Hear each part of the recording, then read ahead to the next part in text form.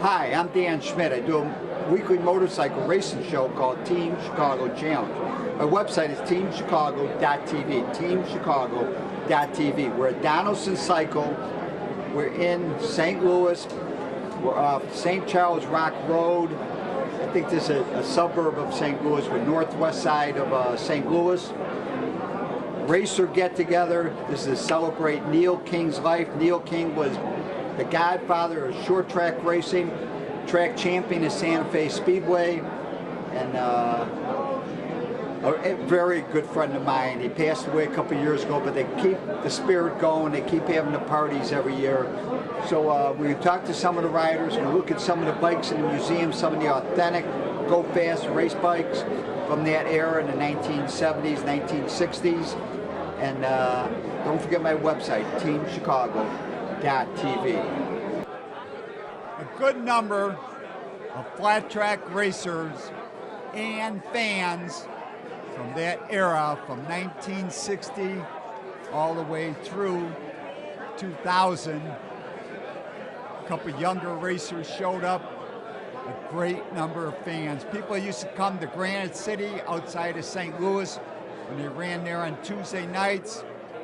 People that raced the Santa Fe Speedway and all the other racetracks throughout the Midwest, and a few racers from California also showed up. But we talked about short track racing. So in the museum, the Donelson Motorcycle Museum, one of the bikes that caught my eye was Gary Nixon's 250 flat track racer. For short track racing, the 250 came in the 1960s. Gary Nixon won the national championship race at Santa Fe Speedway in 1963.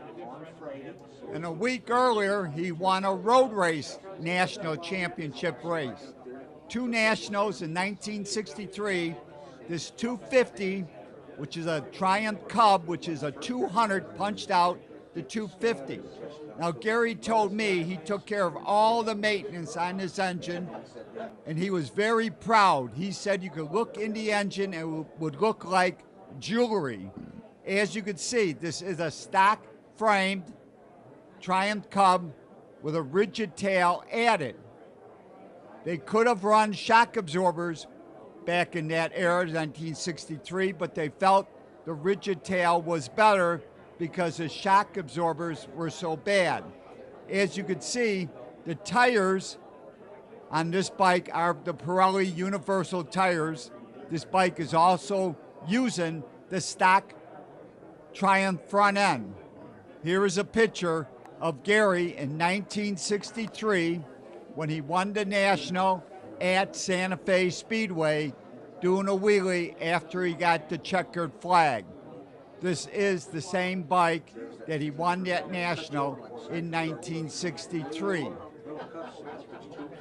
Gary was a great motorcycle racer, and I can tell you he was one of my best friends, and I dearly miss Gary Nixon.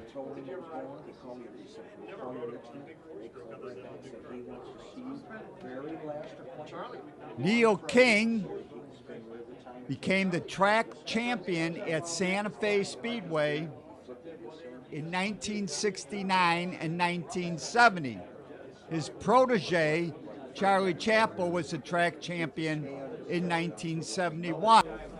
After dominating the racing at Ascot Park in California, in fact, one season on his BSA Gold Star, Neil King won 17 out of 19 final events.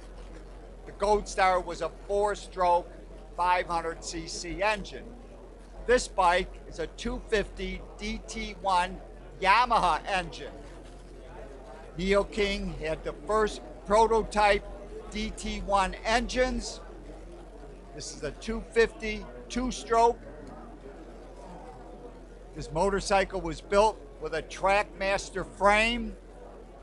Aftermarket frames became available after 1967, 68, I believe. As you can see, he's running the Pirelli tire, spool front wheel. He's running a solo seat with a pillion pad with a Cheriani fork and his famous number 10. This notice here says that Neil King received prototype DT1 engines, and one engine he used most of the time. He never blew up that engine completely. He dominated the racing at Santa Fe in 1969 and 1970 with this Trackmaster frame 250 Yamaha. He also sold racing parts and frames, and he was an advisor to a good number of us racers. I could tell you he was very important to my racing career as he helped me out in the early days at Santa Fe when I was racing in 1972 and 73 as a novice and then as a junior after that. A beautiful Trackmaster frame, Yamaha motorcycle. You can see the solo seat and the pillion pad. His Donelson leathers, Donelson Cycle selling Triumph. Currently they're selling Honda, Triumph, Ducati, and Yamaha. This birthday card was signed by all of us. Neil King passed away a few years ago. Another great friend of mine, and I will dearly miss him. And now we're looking at the front page of Cycle News, the Houston Twin Nationals.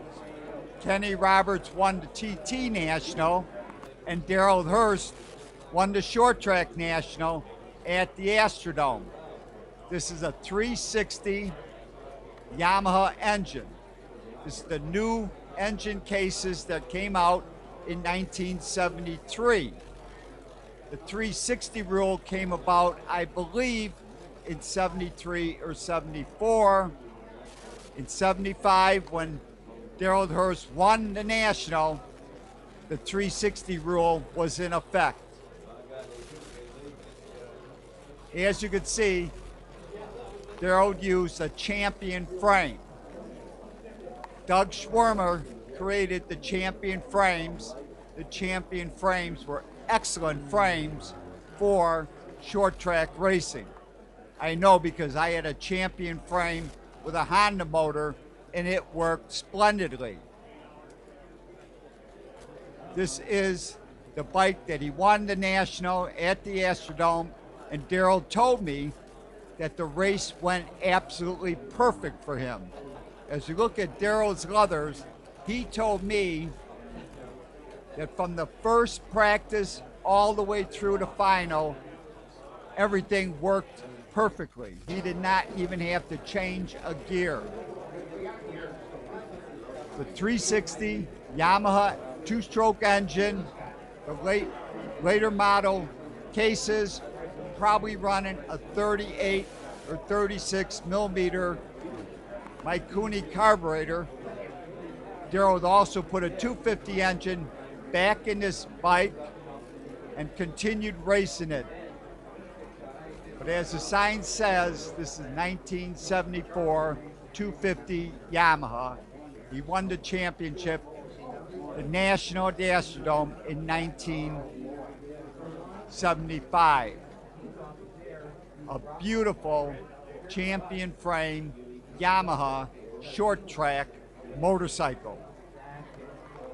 Now this Bultaco looks very similar because Bultaco copied the champion frame and came out with the Bultaco Astro. This number 18 Bultaco belongs to Terry Poopy. Terry Poopy is a very good friend of mine. He is from Texas. He won the Talladega National Short Track in 1976. In 1979, Terry Poopy was the Santa Fe Speedway track champion. In 1983, Terry Poopy won the Short Track National at the Astrodome. This is a 360 Voltaco Astro. The Astro came in 360s, I believe 325s, and 250s. This Voltaco uses a Spanish-built AMO carburetor. I believe this one here is a 38 millimeter carburetor. This is a beautiful short track bike. And to tell us more about short track racing, racing with Neil King, we're going to talk to Walt Fulton. My name is Walt Fulton. I'm 71 years old, and I have been involved in motorcycling my entire life. We're back here at the Racer Party in St. Louis, which is actually an offshoot of Neil Keen's first 75th birthday party that ran several years in a row, and now, after he died, we're here still celebrating with him, without him, but with him in mind anyway. Neil Keen. I remember growing up watching Neil race at Ascot Park, and he was a regular Friday night tiger. I mean, man, he won race after race after race, and it was spectacular watching him there. And as the years went by and I started getting involved in racing, both amateur and then professional, I started out as a road racer, and I was much better at road racing than I was dirt track racing. But as happenstance would have it, my first year I spent as novice year on a Kawasaki, or on a Suzuki, sorry. The first year I spent on Suzuki. The second year I was hired by Harley Davidson. And instead of only catching a few races, I decided I was going to live in the Midwest.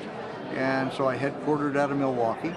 And by that time, Neil Keen had moved back to St. Louis, actually Wentzville, just outside of St. Louis. And I was just sort of a real neophyte with the dirt, although I had spent a lot of time off-road, mountains and desert and whatnot, but racing is a whole lot different than that. And I looked at Neil Keen as somewhat of a mentor, and I would listen to him and watch him and learn from him, and we had some pretty good races as time went by. But in my mind and my heart, he was a very special person to me. Later, as I started doing more and more dirt track races, it was a no-brainer to spend time down at Santa Fe every Wednesday night for the entire season. It's 90 miles from Wisconsin, and great competition, good short track, and a little longer track one Wednesday a month, which was the 3rd mile, which was just wonderful. Loved everything, and I just sort of cut my teeth on dirt track racing at Santa Fe. In fact, as an amateur in 1967, I ran second to Jimmy Odom in the amateur national there. So I spent a lot of time up at the front. You'd have to understand this to know where I'm coming from, but for the qualified, once you qualified, if you were a fast qualifier, it was sort of a staggered start. So the faster you were, the further back you would start in the heat races. And I spent a lot of time up front for my first few races and maybe even the first season, but when I became an expert the following year in '68, things started to click and jive, and I was riding the 750 for the half-mile races and mile races, and I kept honing my skills and kept watching and listening to Neil Keen through all of it. And pretty soon I'm starting back further and further and further and further in the heat races, which means I'm doing okay.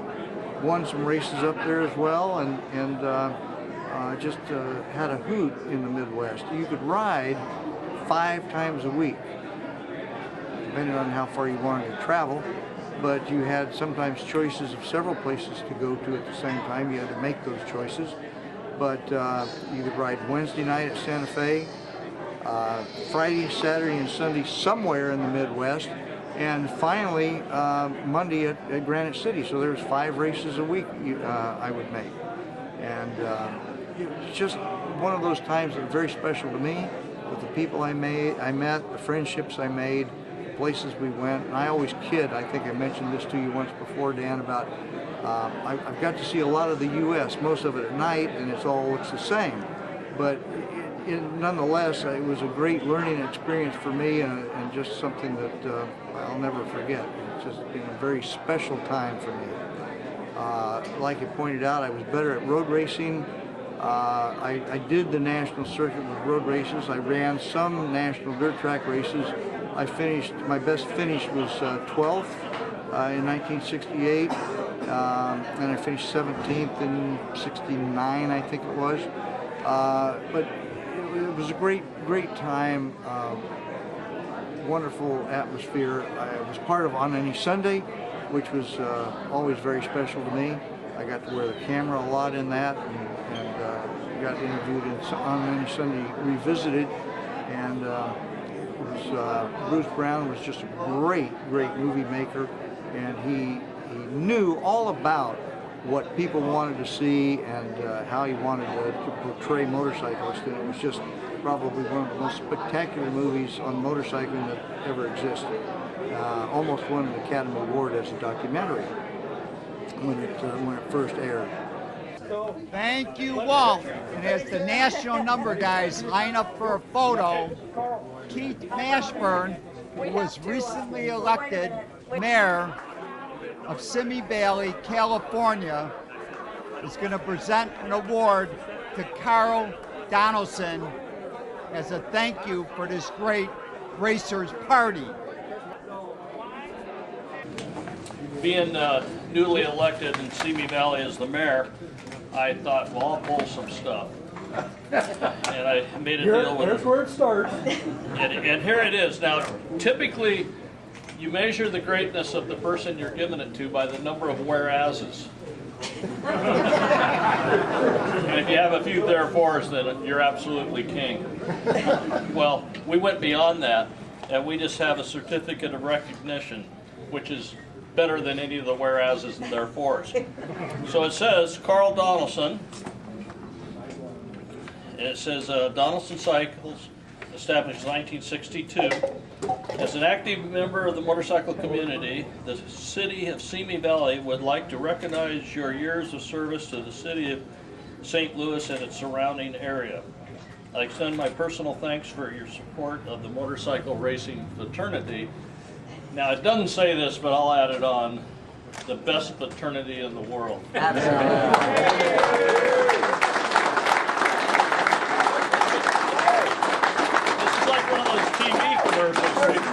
There's more, we're going to give you an electric dipstick. And That might wake me up. and I just happened to find this never been used, never been presented plaque from our city that I'd like to give to you.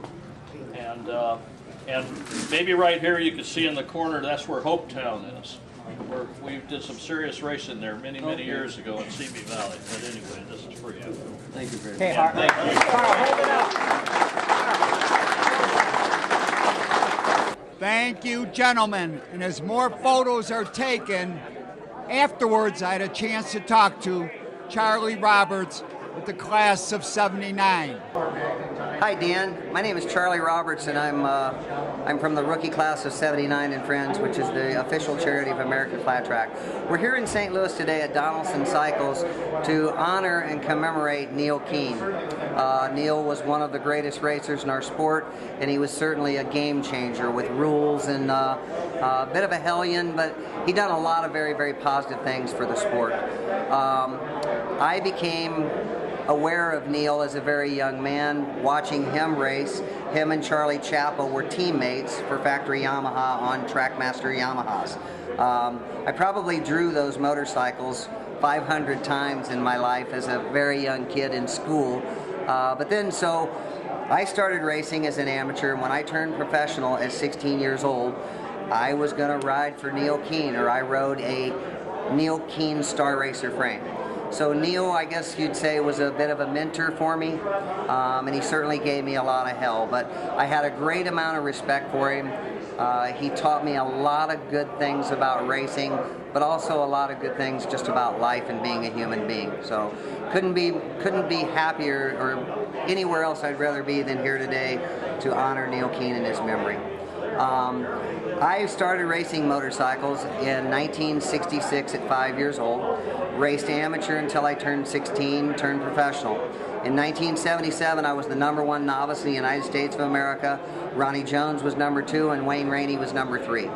Turned junior in 1978, and my father owned a Yamaha motorcycle shop, so I rode a Yamaha, the XS 750 Yamaha Twin, which Kenny Roberts couldn't keep up with the Harleys, so I say no more about that. But we ended up #3 as a junior, and then in 1979 we were the rookie class of '79. Myself, Scott Parker, Wayne Rainey, Ronnie Jones, and Tommy Duma.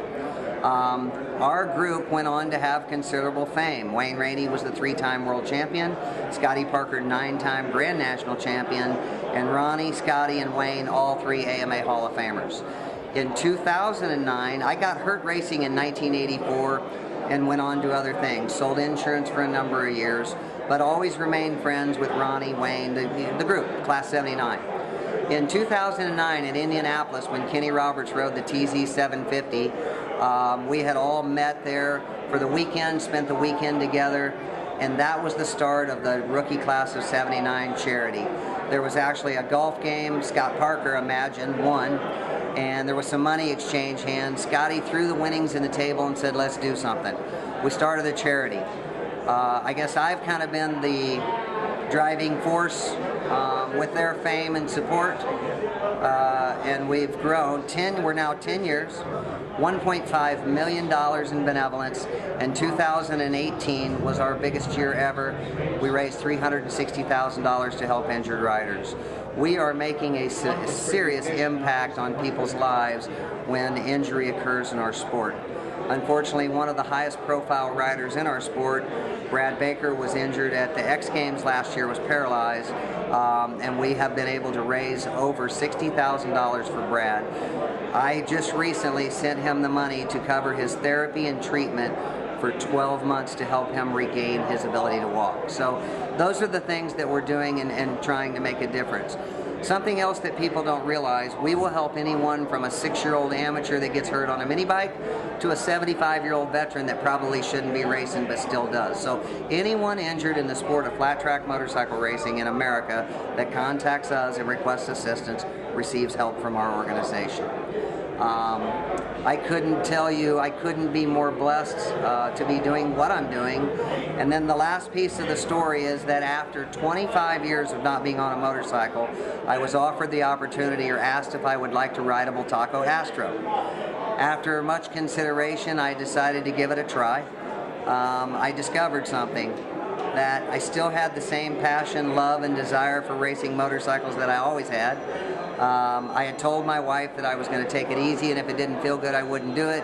And when I let me out on the racetrack for practice, I run it in turn 1, pitched it in, and it was like I had never got off of it. So this has now grown to competing in what's called the Astro Cup and Astro Invitational Series that's run by our charity.